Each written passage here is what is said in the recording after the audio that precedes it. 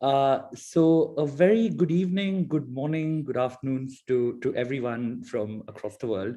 We're joined with Ms. Akanksha Chauhan, Mr. Supratik Das, and Ms. Tanushrimur, three Jindal alumni who are doing stellar work within the law, across the globe. And they're here with us to share a little bit about the social and cultural experiences, during the LLM. They've all completed their LLMs from extremely prestigious universities across the globe. And with that, let me quickly introduce to you all the speakers. CASHRA as a committee and the purpose and aim of today's session. So we're a committee that was formed very recently with the sole aim of democratizing the application process to LLMs abroad and providing all students with the kind of support that was earlier only accessible to a few students, based on their connections and their sort of networks. So and oftentimes when providing this support, we overlook the softer aspects of the application process.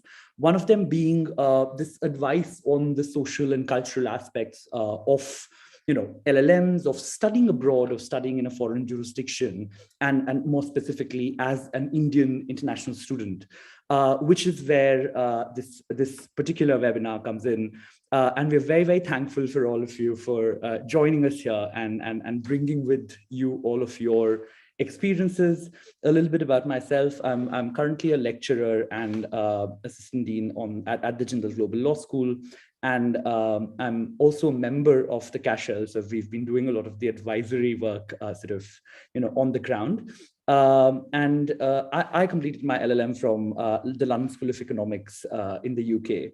So I will try and share a little bit about that as well during the webinar, but more about that later. I'll quickly introduce our three speakers, all very, very stellar sort of bios.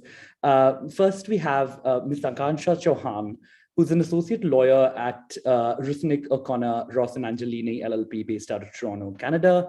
Ms. Chauhan has completed her BA LLB from Jindal and her LLM from Osgoode Hall Law School at York University. She specializes in criminal defense work, and her work spans the full range of criminal practice. Ms. Chauhan has previously worked in criminal and civil litigation at the chambers of Mr. Parvez Rustam Khan in Mumbai, and with Pro Bono Students Canada at the Justice for Youth and Children Center. She's additionally worked in the field of mental health law on both criminal and civil law issues. Ms. Chauhan is a member of a number of criminal defense associations, which include the Criminal Law Association in Canada, the Law and Mental Disorder Association, and Women in Canadian Criminal Defense. We welcome you, Ms. Chauhan, to the webinar, and thank you so much for joining us. Next, we have Mr. Supratik Das, who is currently General Counsel to Axios Sustainable Growth Acquisition Corporation, a sustainability-focused special purpose acquisition company. He holds a Master of Laws in Corporate and Securities Laws from the New York University School of Law and a BA LLB from the Jindal Global Law School. He specializes in M&A, securities laws, and finance. And prior to his current position, he's worked at a boutique law firm specializing in M&A and advised high-growth tech companies and funds across sectors such as tech, banking, fintech, edtech, and healthcare. Mr. Das has previously served as law clerk to Judges Marcy Friedman and Andrea Maisley at the Commercial Division of the Supreme Court of the State of New York, where he's worked on commercial litigation and residential mortgage-backed securities disputes. Between 2017 and 19, he was a corporate associate at Cyril Amarchand Mangaldas, where he specialized in TMT and M&A transactions. Stellar sort of biography. Welcome, Supratik, to the session. And finally, we have Ms. Tanushrimur, who is currently an associate with the capital markets team of Cyril Amarchand Mangaldas in Mumbai. She's completed her BA LLB from Jindal and her LLM in corporate, commercial, and tax laws from the University of New South Wales, Sydney. Ms. Moore specializes in financial law and capital markets and has been associated with some of India's biggest IPOs in terms of their issue size, including the recent LIC IPO. Ms. Moore has previously trained at law firms such as Cause Chambers, Westcott in Australia, and has actively worked as an international outreach mentor at the UNSW. We welcome you, Ms. Moore, to the session as well. And thank you all so much for joining us and bringing us the wealth of experience from 3 different jurisdictions. We have with us somebody who's pursued their LLM in Canada, someone from the US, and someone from Australia. And that this just goes on to show how sort of diverse the fields and countries are where Jindal alumni end up heading to. So very quickly, if I've sort of not missed out on anything on the backgrounds, a brief about how this webinar would be proceeding. We will be initially having all 3 speakers give us a brief introduction about their experiences during the LLM and any sort of memorable bits. It's going to be fairly informal. There's no structure per se as to what we wish you to talk about. So any aspects, any sort of tidbits that you believe students would value from a socio-cultural perspective. Just as a background, we already do organize a fair number of webinars from an application perspective or from a background of certain universities. So we would sort of, be making the focus of the webinar more on the social and cultural aspects that are not necessarily application oriented. However, at any point in time, if you do think that students need to sort of know something about your university or something about the sort of cultural aspect or something on the application side that might help them, please do feel free to include that information as well. And then we'll be going into a more specific Q&A. So first, let me welcome Ms. Akanksha Chauhan. Akanksha, over to you now. Hi, thanks for that introduction. It was very kind of you. In terms of my LLM, I did it at Osgoode Hall Law School. And before I speak about, my experiences and my takeaways, I think one important thing for all law students in Jindal to remember is that you have an amazing, I don't know if you still have it. I should have done my research. I apologize, but there's an exchange program that Jindal does. And that's an amazing tool to find out whether the college that you're going to do your LLM in fits your, cultural needs, generally the whether the LLM is something that will cater to your personality. And that's how I was basically connected to Canada in the first place. I went on for an exchange program to Osgoode, and I fell in love with the people, the country, everything. And that's why I ended up doing my LLM in Canada. In terms of Osgoode in general and Canada in general, there's a misconception that Canada is filled with Indians. I mean, it might be, but at least I'm from Toronto, and that's not the case. You meet a variety of people. And I think that's why Canada is wonderful, because it's not dominated by one particular community. You see a huge mixture of people from all over the globe, because immigration is much more easier in Canada. And so I personally met many people from all over the world during my LLM and even after. And that's been a great experience for me. I never felt like I was not home. I always felt like I was at a place where I was fitting in, and there were people around me who were also trying to fit in. So I was never alienated.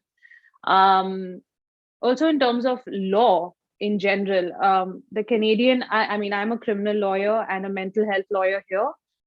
Mental health is very new to me and Indians in general. It's very serious over here, but in terms of criminal law, it's very similar to India, right? It's maybe just a more streamlined and organized process, but if you look at it from a big picture, it's very similar.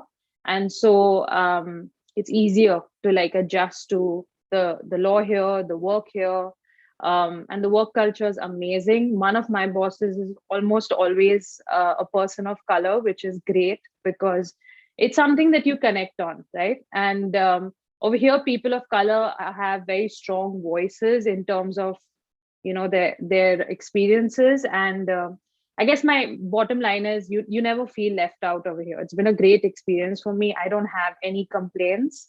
Yeah, that's a snapshot of my experience.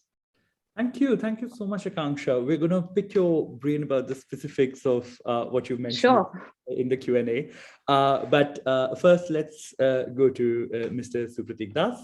Supratik, what about you? How was your LLM?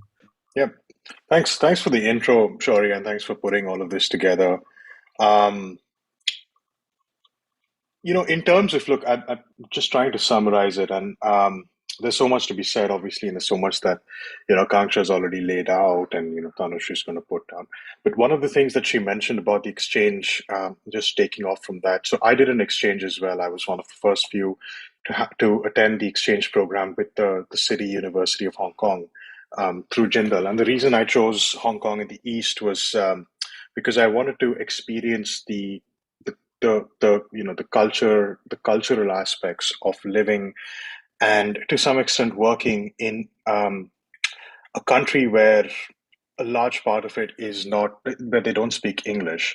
And I think that's been one of the more sort of interesting experiences I've had all throughout, purely because you're forced to get out of your comfort zone and try and adapt. And the reason I say this is because, the part of Hong Kong I lived in was a place called Kowloon, and Kowloon is majority, dominated and lived and majority Chinese dominated, and they do not speak English. So, places shut early, there's no one speaks English, and you're still forced to survive and adapt. So that was an interesting exchange. So the exchange program serves as a way for you to as what Akanksha did, is to go to a place, see if you like it, then come back for your LLM. And a lot of people have done that. A lot of people have, say gone.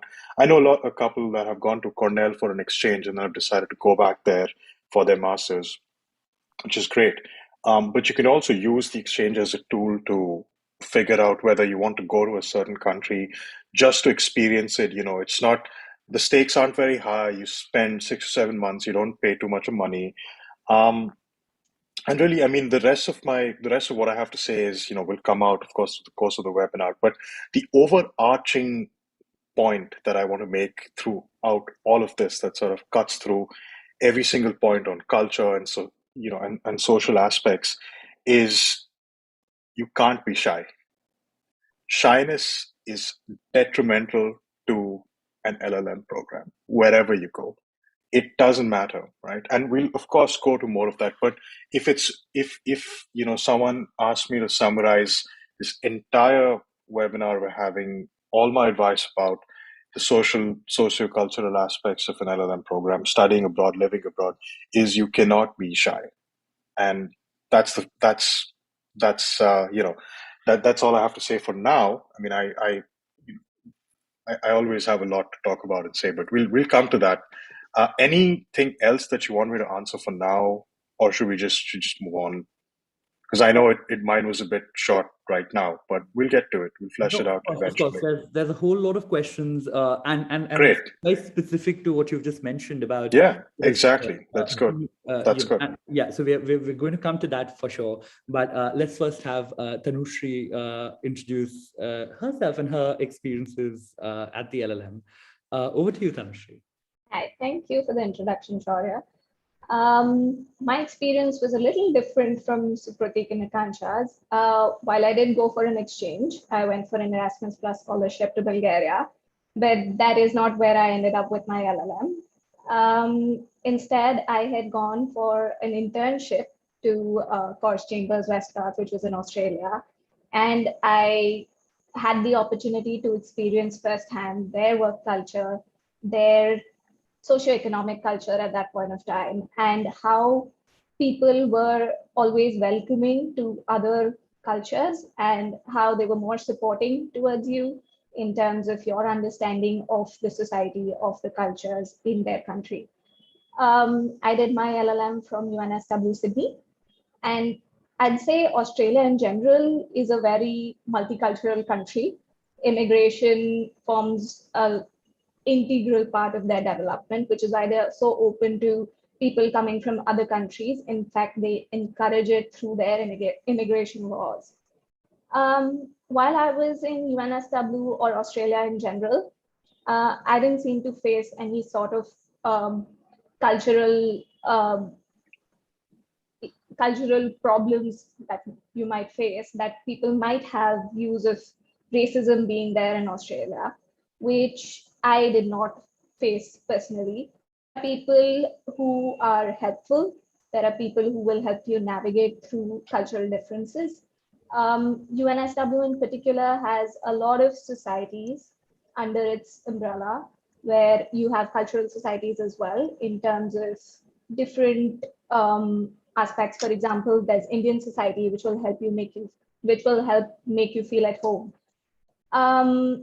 In terms of what I did there, I was also an international outreach mentor, which is one of the positions which again helps students, incoming students, settle down. So my job was particularly to make them comfortable, make them feel at home. So I think, in my opinion, Australia, being a multicultural country, is quite welcoming to other cultures, and we can speak about it more. Of course, that sounds excellent. Thank you so much, Tanushri. So brings us beautifully to my first question, in fact. And how I've planned out the questions is the first half is going to be a little bit about the application process. So it will require you all to sort of look back in time and see sort of how things have moved for you. And this question stems from my experience, sort of, and the change in perspective I have towards applications to the UK now. So applying to a foreign university can be a fairly intimidating process. And in past webinars, of course, we've discussed the more formal aspects of these processes, right? Which is, how to apply, your best SOPs, etc. But a large role in our decision making, as pointed out by both Akanksha and Tanushri, and to some extent Supratik, is the culture that we are moving into. This sort of what we've heard about it, our preconceived notions about the jurisdiction we are moving to, and based on that, we may be making decisions at the application stage to either select universities or sort of not go for certain universities. So I'd like you to sort of look back at the time when you were applying, and then your post LLM idea of the same jurisdiction that you went to. Were there any myths? Were there any preconceived notions that you sort of approached the application with when in India, when at Jindal? And post having completed your LLM from there, are there any sort of observations, any pieces of advice that you'd give to students when applying to your particular country? And you can also sort of talk about the institutional culture, if that has differed, or if there were there was a certain degree of approachability that was there with universities that you perhaps did not see earlier, etc. Again, this is all coming from my my experiences where I found the universities to be far more approachable than what I thought they would be when I was going from here. So let's go to Akanksha first. Why don't you sort of you shed a little light about the Canadian aspects of this? I personally, like I said, my experience is more driven by the fact that I did my exchange in Canada. And when you do an exchange, it's 6 months, you come with no expectations. You just want to, of course you want to study, but you also want to have fun. And that's how I went for my exchange. And I managed to learn a lot about the university during those 6 months. So I didn't come with a lot of preconceptions or myths. But having said that, I have a number of students reaching out to me on LinkedIn, and I guess the top couple of concerns are will I fit in?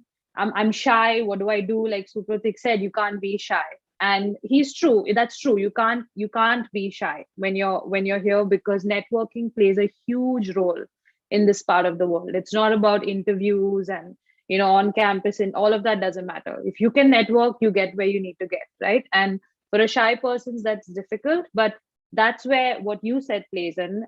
It's very easy to approach people, at least in Canada. I was taught criminal law by one of the top judges in Ontario. And I remember after class, I used to just walk up to him and have long discussions, and it was great, right? And even in terms of the students, like the seniors, the ones who were above us, they were extremely inclusive. There were emails sent all the time, and they're very respectful of your experience in India as well. And that's something that I really want to stress on, at least in Canada. No matter where I applied, whether it was being on the executive of the Criminal Law Society or it was getting a job, people really appreciated my work experience in India and gave it a lot of weight. I wasn't told that, oh, you work in a different jurisdiction, so now we have no place for you. There was a lot of appreciation for my Indian work, and that was extremely encouraging for me. Yeah, that's about it. So for me, I can't. I'm going to leave it to Supro to answer this because I was Supratik. I'm so sorry. We're friends for like 10 years, and I'm going to slip up every now and then. But I personally went on my exchange with no expectations, and in the process, I just learned a lot about the country and made my LLM decision. That's really insightful.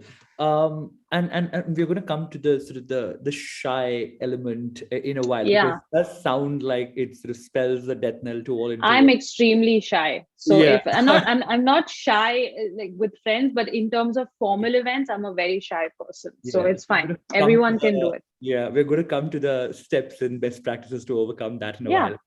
But yes, over to you, Supratik. Any ideas, any sort of opinions? Sure.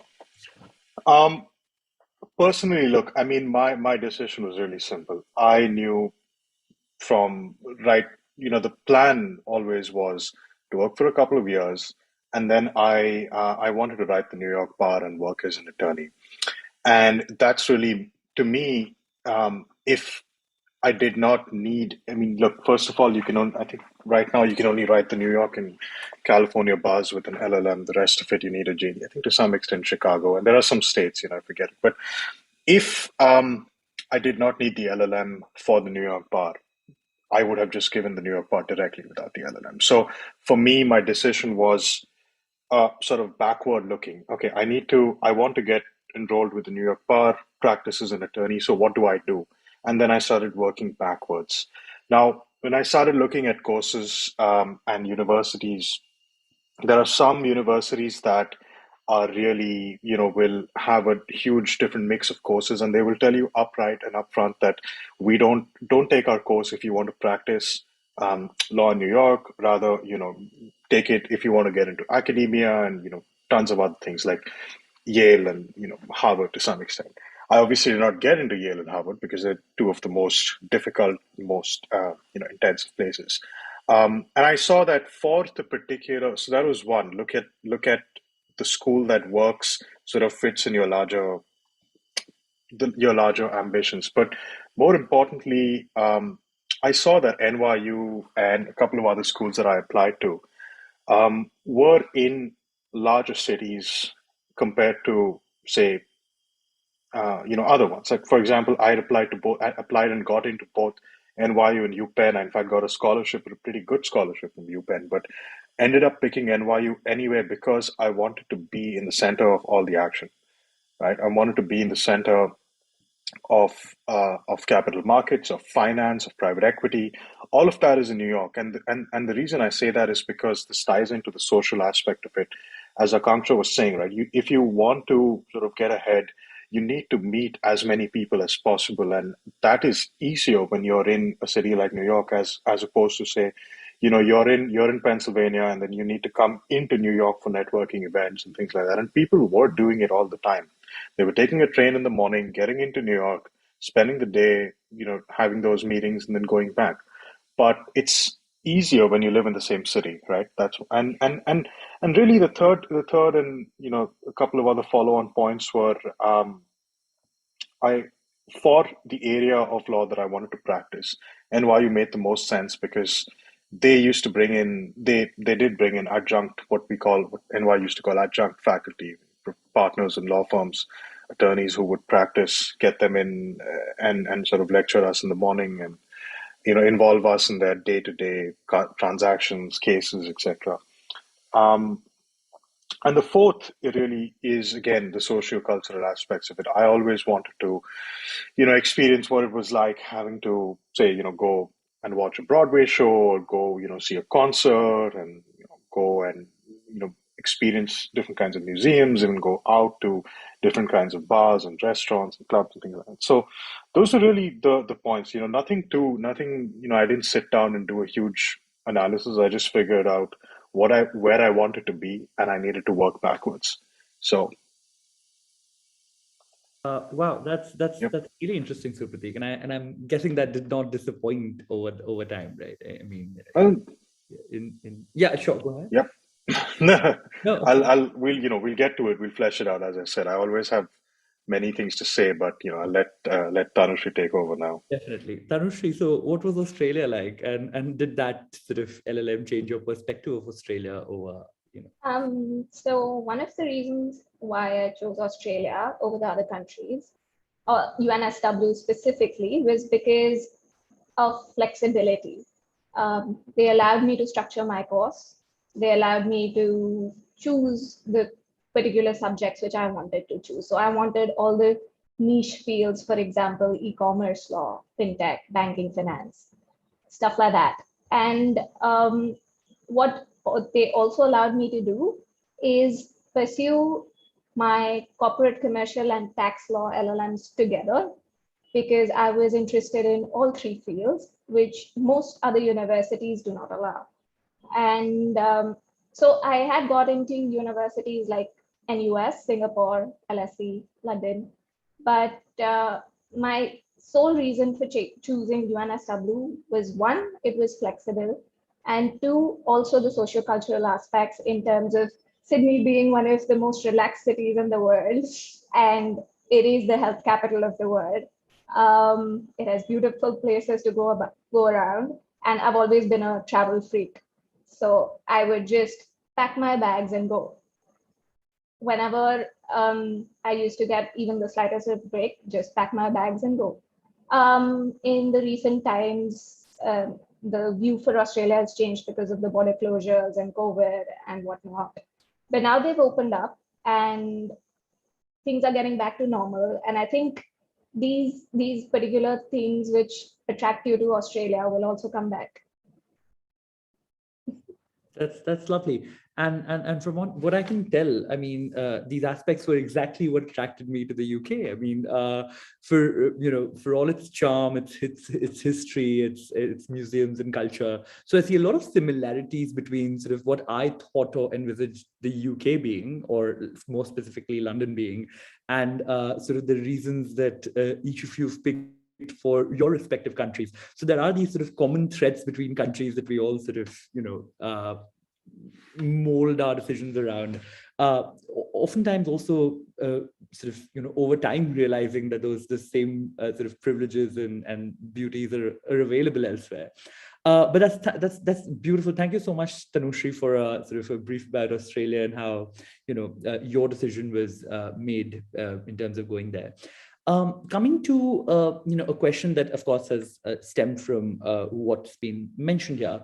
The LLM, yes, can for a lot of students be an extremely intimidating space as well. And this is given the cosmopolitan nature of most international law programs. Sometimes for a lot of students, understanding the nuances of navigating this very diverse pool of students. I mean, do's and don'ts change when you change countries. Interacting with different groups would come with its own rights or wrongs that might not necessarily always get dispelled. And this is coming again from my experience. I know, for example, there were a few countries and students from a few countries who would form cliques and stay amongst themselves, very hard to break into. There would be a few others who would be overly open and, sort of out for partying all the time, which would also have its own sense of sort of intimidating sort of character. So are there any best practices that sort of each of you have come up with when it comes to cross-cultural communications? And, you're all three seem like very, very extroverted, very outgoing individuals, but how was cross-cultural sort of interaction navigated on your part during the LLM, and in what way did it help you after? Sort of, were there any skills that you sort of picked up, and do they still help you in your sort of present day work? So Akanksha, we're sort of like following a very general order now, but yeah. That's no problem. I think we should mix it up. Should we? Yeah. I should be at random. Let's make Supratik go first this time. I'll go after him. All right, great. Supratik, why don't Look, you go? we've known each other for years, and the other common thread that maybe I think if it runs amongst the three of us is we would be seen at the back end of the library Oh, almost on all days. um, and yeah, probably not extroverted. On a good day, if I've done with my work, I want to just stay at home and play video games. But that's now anyway. Um, look, it's obviously navigating this space, especially coming straight from India, is tough because your whether you like it or not, your perceptions about where you've been, your upbringing, where you went to law school, even Jindal, will play a key role in deciding your social interactions in a foreign country. And that is both good and it's bad. And the reason I say it's, it has its, I wouldn't say good and bad. I mean, it has its upsides and it has its downsides at times. And one of the best advice that I received was given to me from a former boss of mine who said, look, when you go to a foreign country, you have to stop viewing everyone as he or she is, from Europe, he or she is from China, from, Australia, whatever have you. You shouldn't view a person from where they come from whichever part of the world, because that will automatically color your interactions, and you'll already have these preconceived notions about who they are and where they come from. Akanksha alluded to earlier, people generally are interested in you, in listening to you and your experiences, but it's a give and take, right? The more you talk about yourself, that is also, you need to equally be interested in listening to someone else's experience and someone else's stories. But it all starts with recognizing that, just because somebody's from a certain country, they may be quiet or they may be a little extroverted. Yes, you do have your general, you do have people that are form into clumps and have their groups, but then you can be that person that's malleable and adaptive and try to figure out what works for you, right? If it's a master's program, and we had factions, and I've personally balanced both. I mean, it takes a while to get into the rhythm of a master's program because you're balancing so much, right? You want to go for every single social event, you want to go out in the evenings, but you also want to get a bit of work done, you want to get your networking done, try to look for a job. So it all starts with balance, and you need to figure out what works for you. We, as culturally, I think maybe I could be wrong, but we, as coming from the Indian subcontinent, we do get driven a lot by fear of missing out, right? FOMO. I hate the word FOMO, but let's go to fear of missing out, and we try to sort of overdo it, go do everything at once, and realize, and then eventually get burnt out and end up hating something. So we need to end up we need to start balancing out what we do, number one, and number two is stop viewing people as the countries or the continents they come from. Just start seeing them as people. Hear their stories, learn their culture. The more and more and more you talk, the more people you meet, the more perceptive you become, the more aware you become. And obviously, there are nuances when it comes to the socio-cultural aspects of interacting and meeting people. And how do you overcome that? It's very simple. You ask questions. There are things that will be seen as offensive, which you necessarily would not know, and then there are times when you end up learning it and you end up telling yourself, well, you might think this is crazy or this is ridiculous, but then if you've chosen to stay at a particular country and be with the people there, you need to adapt, right? You can't be sort of. There are many peers that I had in the program that would come from, say, different countries and try to be like, oh, I don't like this place, and it's bad, and it's not like home, and this and that, and all of that is great. But you've chosen to spend a year in this particular land, so either adapt to it or stop complaining. I think we try to seek familiarity and comfort in a lot of uncertain places, and that's fine and that's fair, right? And one of the ways it manifests itself is by making friends and groups with the people that come from your country, which is perfectly fine, which is great because, familiar faces, even an iota of familiarity in the worst of times is a welcome comfort for us. But then we need to start breaking that barrier down and going and really meeting people from different parts of the world and learning how they can become a source of comfort for us when we need to, right? And it is with that. I mean, I've got friends from all over the world and all over the country, and we stay in touch and we talk once in a while. But it starts with taking that step again, getting back to my point of not being shy and not viewing people as the countries that they come from. That's very insightful, Supratik. Thank you so much, and that sort of sort of concurs very much with what I also sort of learned over time. One has to learn to be receptive of the answers you're getting, because not all answers will conform to your sort of worldview of uh, how things are. But thank you so much for that, Akanksha. Or should we go to Tanushri now to sort of like not have Tanushri go in last and then have Akanksha come in? Tanushri, why don't you go ahead? I think Supratik summed it up pretty well. But one thing that I'd like to say is one way to navigate is to not go in with a preconceived notion about anyone, about anything. You should always, you need to keep your mind open. You need to receive other opinions in a good faith. And what Akansha and Supratik have already said, networking is a big way of navigating an LLM program. So your professors, your peers, your colleagues, everybody needs some sort of support or the other. So you become a support system and they become yours. I think in Australia, pretty much everybody was approachable that way. And we also had several ice-breaking events to navigate through the LLM process. We used to have discussion groups where basically it was made sure that all backgrounds, all cultures fit in, and basically each group, any group, never had two same cultures together. So for example, two Indians in the same group, never happened.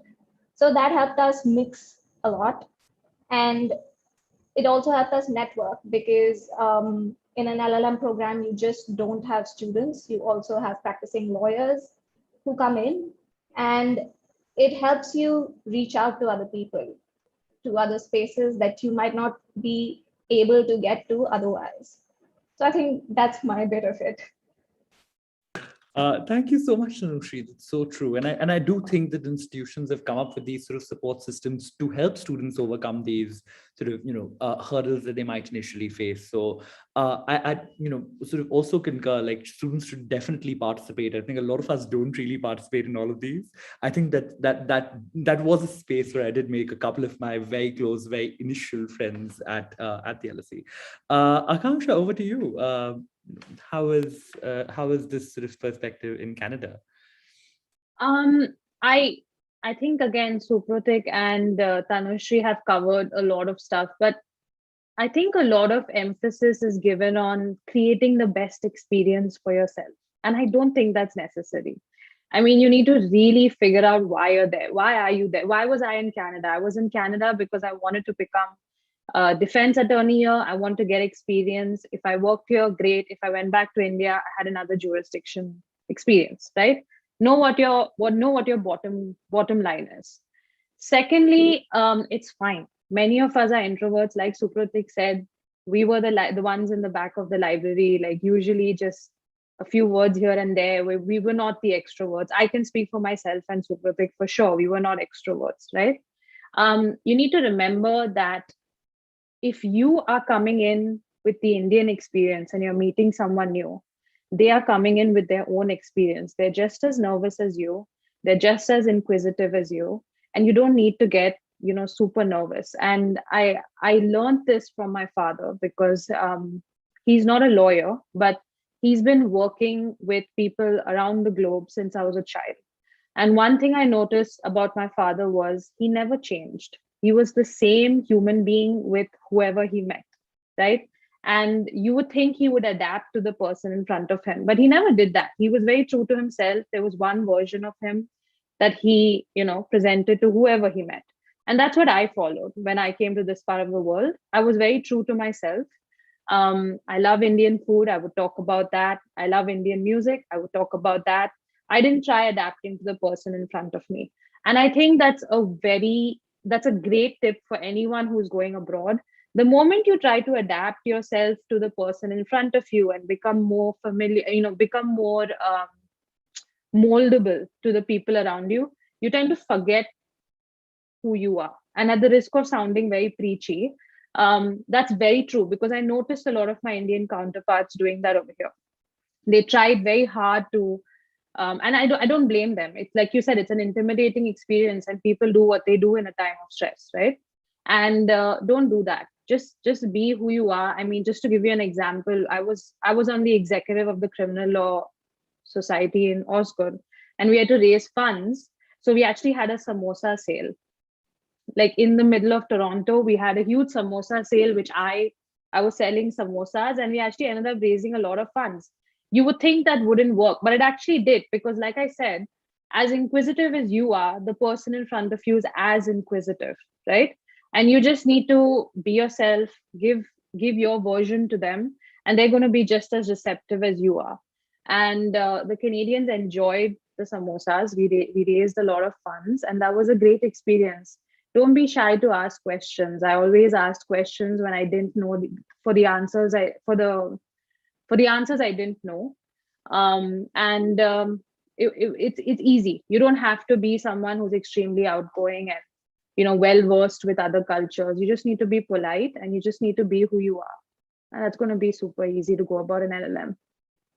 All right, that's excellent. Thank you so much, Akanksha. And again, that actually brings me to my next question. Both Supratik and you have touched upon this a little bit already.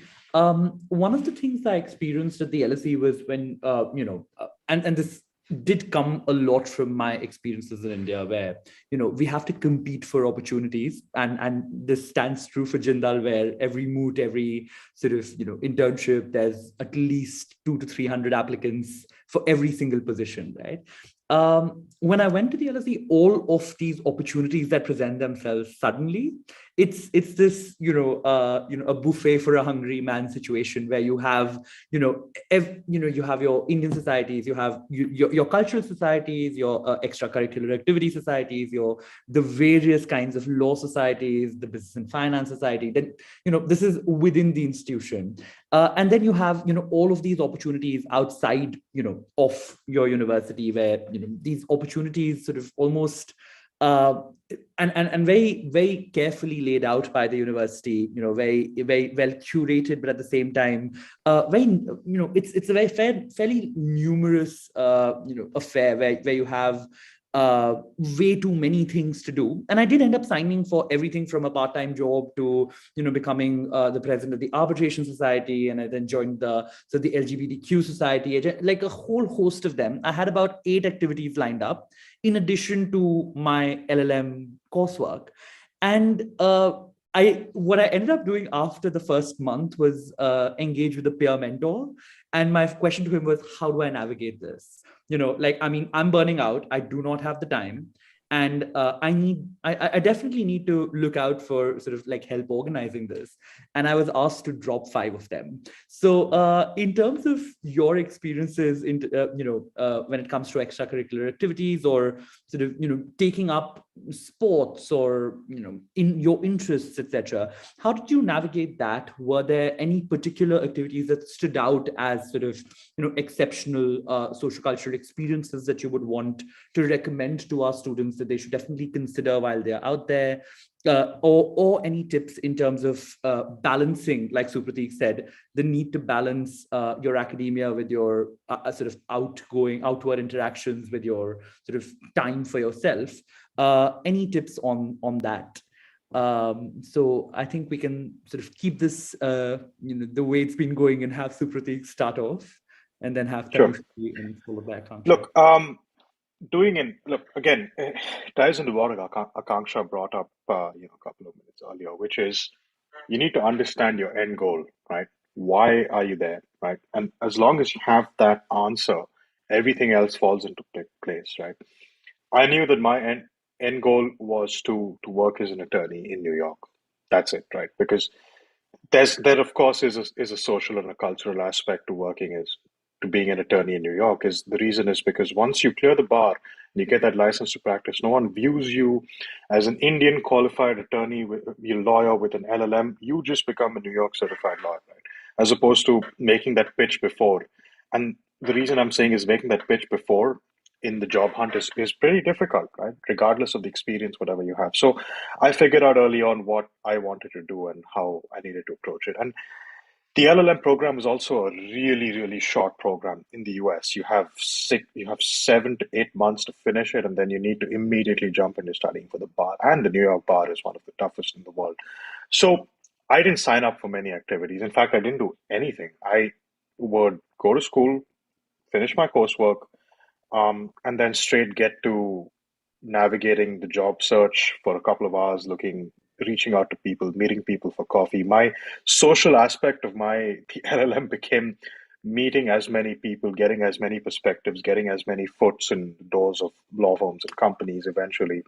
And that's what I did for a massive, massive part of the day. I would, run out, finish class, run out, come back, change, run out to go to meet somebody for coffee because all of these people that I was meeting, they had limited time. I mean, they would take 15 minutes out, come down the coffee shop at the law firm, get a quick coffee, and then they would go back. It was really quick, right?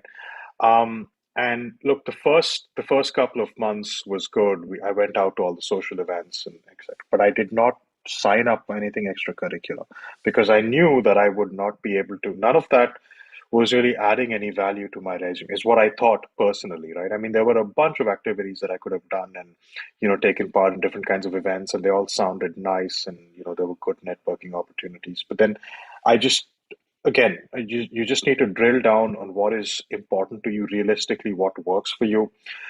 Get advice from a mentor, somebody who's been in your situation, right? Not necessarily, and here's the thing, you don't necessarily have to be in the same nationality. I found in my circumstance, reaching out to people who had been lawyers who had been part of the LLM program many years before, who are now in really senior roles in law firms and companies. They had more time. They were more receptive to listening to you speaking about their backgrounds. There was a gentleman who was from Germany, who started practicing in New York, who went to the LLM program, and I reached out to him. His name was Christian Gloger, a really interesting gentleman, and works at a pretty good law firm in New York. And he was the one who advised me the same thing. He said, "Look, you need to figure out what's important for you right now is to find a job that helps you out, that will sponsor you, and rest of it, you'll have plenty of time to do it later."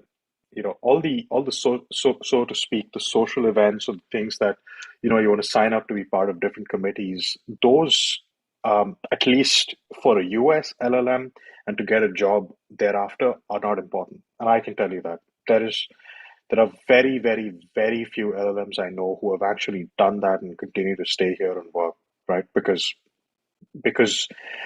you can view your time as a resource which is limited, right? You only have so many hours in a day, and you therefore choose what to do with it. And in my case, it was not to be directed or focused at any sort of committees or organizing things. I just wanted to do the bare minimum, and not the bare minimum, do what it was required for the networking, do what is required for passing the bar and passing the course, and that was it. That's sage advice, and at times, I've heard this oftentimes, that your end goals should determine the path that you take, right? And I think that's definitely worth taking note of. Something I've only started Yeah. doing post my LLM. I mean, look, there are a lot of, sorry, go ahead. No, go ahead, Suprati. I was just saying, look, there are a lot of people, a lot of students that want to come abroad for a year and experience all that they need to, and then go back or go somewhere else, which is fine, right? But then again, you need to know which category you fall in, right? I had a lot of friends, from India, from different parts of the world, from Europe, from China, who said, look, we're going to go back and there's a good job, there's a promotion waiting for us. We just want to have fun for this year. So just do everything and just, barely pass and barely, no stress of New York bar, nothing. And they did everything. They did every single thing imaginable. But I didn't fall in that bucket. So you need to figure out which bucket you fall under. Most definitely. Tanushri, what about you? I think I was an international outreach mentor. So one of my jobs was to navigate through various opportunities and help other students navigate through these opportunities as well. And I think Supratik's already covered it, but one of the main aspects was prioritizing. So where does your priority lie?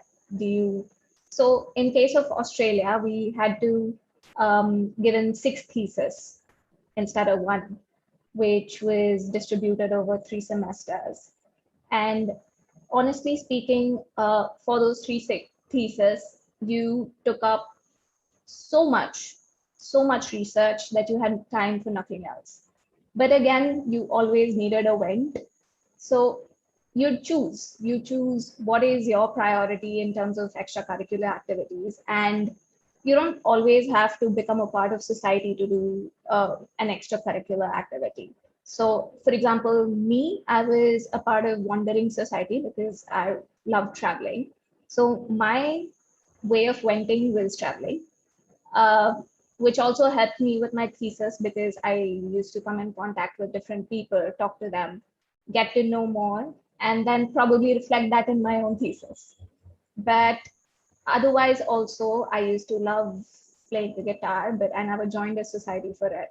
It just became a hobby for me. So you can always have hobbies, but I think it's important to prioritize and it's important to know where you're going with what you're doing. And once you do that, it's easy to navigate through millions of opportunities in front of you. Thank you so much, Tanushri. That's excellent, and the Wandering Society does sound like a dream. So that's great. Akanksha, what about you? We are running sort of short time, but we're going to quickly sort of go about this question and then bring the session to a close with if there are any audience. Sure.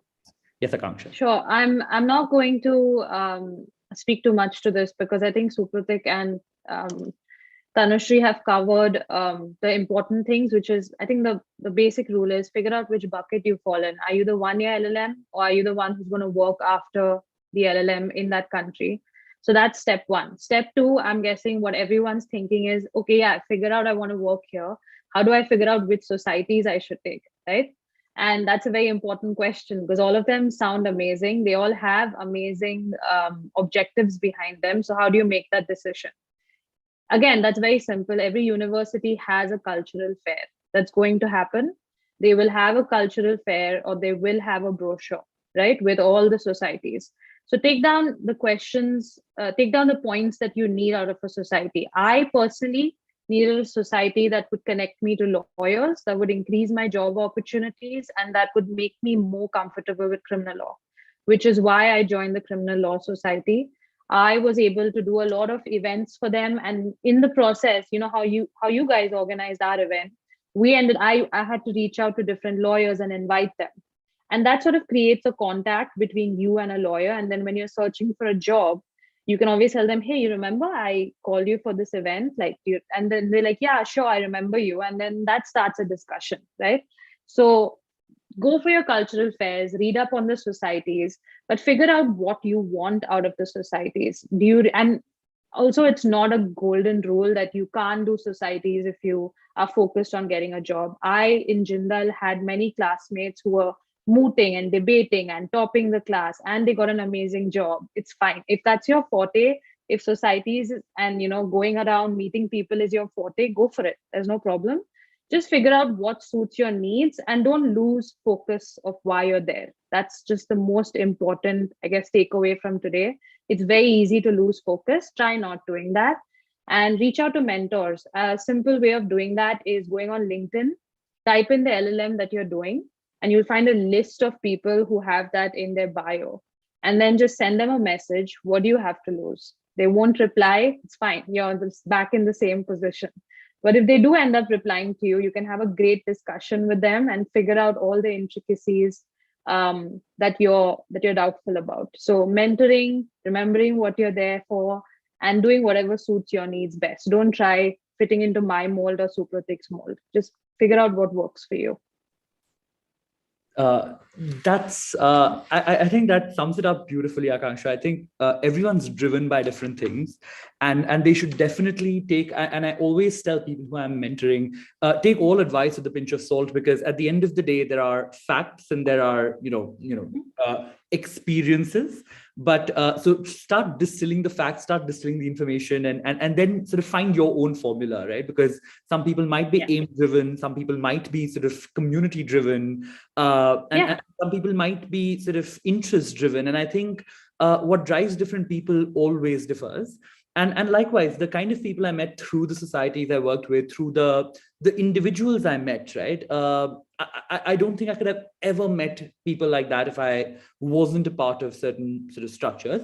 But at the same time, I do think that sort of stretching myself thin across various experiences had its own demerits. So prioritizing does, and luckily I had advice early on in the program to sort of drop activities and make sure I focus myself on it. So what I do think is, while people are finding their formulas, all universities, and do correct me if I'm wrong, but at least most universities have very solid sort of student support services. Right? Be it peer support services, be it disability services, be it services or career services. I do believe these resources are often underutilized by international students, or at least sort of not navigated properly. So do find your formula. I think they should definitely sort of tap into these resources and keep in mind what they're there for. With that, I think that this sort of like beautifully sums up the socio-cultural aspects of LL.Ms as a webinar. Any last words with which you'd like to leave our sort of viewers, both present and future viewers? Because what we've seen is these webinars do get sort of ingested more later on than sort of immediately. So any last words for these students? Why don't we start with Akanksha? Oh, back to basics. Yes. No, nothing much. I think I summarized everything I wanted to say in my answers, but I guess the most important takeaway from what I'm saying is that wherever you go, it's going to be a new social and cultural experience for you. It's fine. It's okay if you don't like it. If you like it, great. If you don't, it's fine. But my most important advice is just ask for help. I think that's one big problem we all face. Where like, what is this person going to think about me if I ask for help? It doesn't matter if what they think about you. If they don't help you, it's fine. You're back to ground zero. Keep asking for help. I asked everyone for help, just like you mentioned the career center. I went and I was like, help me. I don't know what to do. And they did that. They helped me out so much. So my takeaway, my advice is just go ahead and ask everyone possible for help. Ask the partner of a law firm. It's fine. It's going to help you out. Just ask for help. All right. Tanushri, what about you? I think I'd say enjoy where you are. Don't take too much stress. Everything does fall into place. Don't lose your focus, but also enjoy what you're doing and be completely present. Don't lose yourself. I think that's my takeaway. Thanks a lot, Tanushri. Thanks a lot, Supratik. It's sort of tied into both what Akanksha and Tanushri said, which is to be authentic, which is the most important thing. And the second is you need to remember what your goals are, and no one's going to hand it over to you. No one's going to give it to you in a platter and wait for you. So you need to actively go out and get it done, right? I had a boss that used to have a motto which was GSD all day, which stood for GSD, get shit done. I don't know if you need to bleep that out, but that was a motto, and that's what's been driving me ever since I worked for him, GSD. So I'll leave you with that. Thanks a lot, Supratik. I think all three of you have been sort of very sort of insightful, excellent guests and mentors for our students. Thank you so much for coming back and doing this. I don't think enough of us do this, and I'm sure you've learned a lot from from your experiences. Thanks a lot, and if at all any students wish to get in touch, of course, Yeah, just send them our way. Go ahead, reach out. And thanks for having us. It was a complete, it was a great experience, and I really enjoyed myself. Thank you. Thank you so much. Bye. Thank you. Have a lovely day. All right. Bye-bye. Thank you. Bye-bye.